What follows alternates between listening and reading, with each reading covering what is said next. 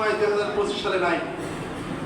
2025 সালে বিশ্লেষণ করতে গেলে আমাদের অবস্থা আরো খারাপ হয়ে যাবে, কারণ নেতৃবৃন্দের এখন সময় আরো কমে গেছে। প্রতিদিন ডজন কি ডজন প্রোগ্রাম, গণমানুষের সাথে কথা বলা, বিভিন্ন সালিশ বিচার, সামাজিক বিভিন্ন বিষয় নিয়ে হ্যান্ডেলিং করা, বিভিন্ন প্রয়োজনে আগে যেমন আপনাকে ডেকে কথা বলার সময় সুযোগ ছিল, এখন কিন্তু সেই সুযোগটুকু কিছুটা কমে গেছে। তাহলে এখন যদি মনে করেন যে আগে আপনাকে ডাকার সুযোগ পায়নি, এখন আপনাকে ডেকে কাছে নিয়ে রোপণ বানাবে, এটা কিন্তু খুব টাফ হবে। এই জন্য আমি বলছি যে আমরা যখন 7 সদস্য শপথ নিয়েছিলাম, সে সময় আমাদের মনের অনুভূতিটা কেমন ছিল, সেই অনুভূতিটা যদি আমরা জাগ্রত করতে পারি, তাহলে আপনার শপথকে ঠেকাতে পারবেন ইনশাআল্লাহ। আর রোপণ শপথ ঠেকানোর জন্য কিংবা ডিলে করার জন্য কেউ চেষ্টা করেন বলে আমার মনে হয় না। যদি কেউ করে থাকেন তাহলে সংগঠন সে বোঝেন নাই, দায়িত্বশীল হিসেবে তিনি অবশ্যই ব্যর্থ। আমার মনে হয় এমন কেউ আছে। তবে যদি কেউ থেকেও থাকে, আপনার মনে যদি সেরকম কিছু হয়ে থাকে, তাহলে এটা সামগ্রিকভাবে না বলে পার্সোনাল তাকে বলা ভালো যে আমি এই চিন্তাটা করছি, বিষয়টা একটু সেরে নেওয়াটা ভালো, শেয়ার করাটা ভালো। সম্মানিত ভাইরা, আজকে একটা বিষয় আমি আপনাদের সামনে বলতে চাই যে ইসলামী ছাত্র শিবিরের ছাত্র জীবন শেষ করার পরে আপনি শপথ নিতে যদি 6 মাসের বেশি দেরি করেন, তাহলে আপনার ভিতরে আমার ভিতরে কিছু অসহসা কাজ করে, শয়তান কিছু অসহসা ঢুকায়। যেমন আপনার এলাকায় যে জামাতের দায়িত্ব পালন করে আমির হিসেবে, ইউনিয়নের অথবা ওয়ার্ডের আমির অথবা ইউনিটের সভাপতি দায়িত্ব পালন করে, সে বোঝে না, সে অযোগ্য, আপনি তার থেকে আমি তার থেকে অনেক বেশি বুঝি।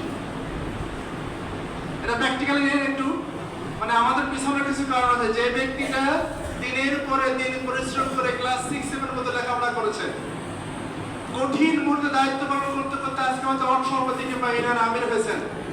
আজকে যদি আমি শিবিরের সাথী সদস্য হিসেবে এসে বলি যে আমি তো অনেক কিছু, হ্যাঁ আপনি অনেক কিছু বোঝেন, আপনার সেই বুঝটাই কাজে লাগাতে হবে, তাকে পরামর্শ দিয়ে ওই ইউনিয়নকে আগাতে হবে, ওয়ার্ডকে আগাতে হবে, এবং আপনি রোপণ হিসেবে শপথ গ্রহণ করে আরো অনেক বেশি অনেক বেশি আপনি কন্ট্রিবিউশন করতে পারবেন। সম্মানিত ভাই আমার, শপথের ব্যাপারে আমাদের কোনো গড়িমসি করা উচিত হবে না। আজকে আমাদেরকে শপথ গ্রহণ করার জন্য আরেকটা জিনিস আমাদেরকে বাধাগ্রস্ত করে। সেটা কি? বাধাগ্রস্ত হলো আমার পথ চেনার জন্য আমাকে প্রতিনিয়ত জ্ঞান অর্জন করা উচিত, যে কোন পথে চললে আমাকে বিবেক দিয়ে, আমার যোগ্যতা দিয়ে কোন পথে চললে আমি মুক্তি পাবো। আমার জ্ঞান অর্জনের স্পৃহা আর আল্লাহ, আমরা যদি আল্লাহ হয়ে যেতে পারি, আল্লাহ যদি আমরা হয়ে যেতে পারি, তাহলে আল্লাহ আমাদের সকল পুরস্কার দিবেন। আমরা জানি ইসলামের প্রথম যে যুদ্ধ, আমাদের সেই যুদ্ধে 313 জন ভাই সেদিন বিজয় অর্জন করেছিলেন, তাই না? কি ছিল তাদের হাতে, কোন অস্ত্র তাদের ছিল? রব্বুল আলামিন সূরা আনফালের 17 নম্বর আয়াত আল্লাহ বলছেন, ফালাম তাকতুলুহুম ওয়ালাকিন্নাল্লাহা কাতালাহুম আমা রামাইতা ওয়ালাকিন্নাল্লাহা রামা। আল্লাহ বলছেন, সেদিন তোমরা তাদেরকে হত্যা করোনি, আমি তাদেরকে হত্যা করেছি। সেদিন তোমরা কিছু নিক্ষেপ করোনি, আমি নিক্ষেপ করেছি। তাহলে আজকে যদি আমরা আল্লাহ হয়ে যেতে পারি, তাহলে আজকে সমাজে বিপ্লব ঘটা খুব বেশি সময় লাগবে বলে আমাদের মনে হয় না। সম্মানিত উপস্থিতি, আজকে আমরা যারা ইসলামী ছাত্র শিবিরে একসময় দায়িত্ব পালন করতাম, আর যারা এখন জামাত ইসলামীর নেতা হিসেবে দায়িত্ব পালন করি, কর্মী হিসেবে, রোপণ হিসেবে দায়িত্ব পালন করি, আমাদের মনে কিছু সংকীর্ণতা আছে। বাংলাদেশ জামাত ইসলামী ক্ষমতায় যাবে, ক্ষমতায় যাওয়ার মতো এখন অবস্থায় আসেনি, কিংবা ক্ষমতায় গেলে দেশ রাষ্ট্র পরিচালনা করতে পারবে না।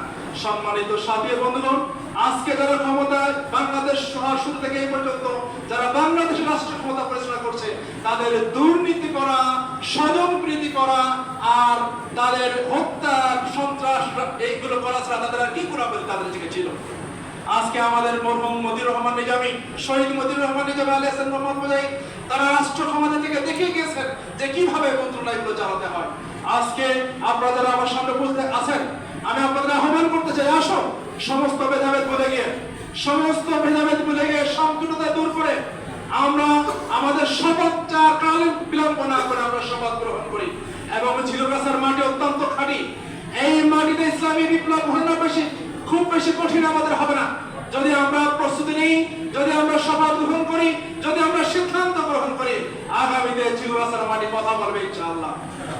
সম্মানিত সাথী বন্ধুগণ, আমরা রাজপথে, আমরা ক্যাম্পাসে যুদ্ধ করে মরার, শহীদ হওয়ার বাসনা নিয়ে সাথী সদস্য শপথ করেছিলাম। যদি আর আজকে যদি আমরা সেই যুদ্ধের ময়দান থেকে পালিয়ে থাকি, আমরা যদি সেই যুদ্ধের ময়দান থেকে পিছপা হই, তাহলে নিঃসন্দেহে আল্লাহ আমাদেরকে ক্ষমা করবেন না। তাই আসুন আমরা সকলে মিলে, যদি আমাদের আবার জিহাদ করতে হয়, যুদ্ধ করতে হয়, মরতে হয়, সকল বিষয়ে আমরা প্রস্তুত আছি ইনশাআল্লাহ।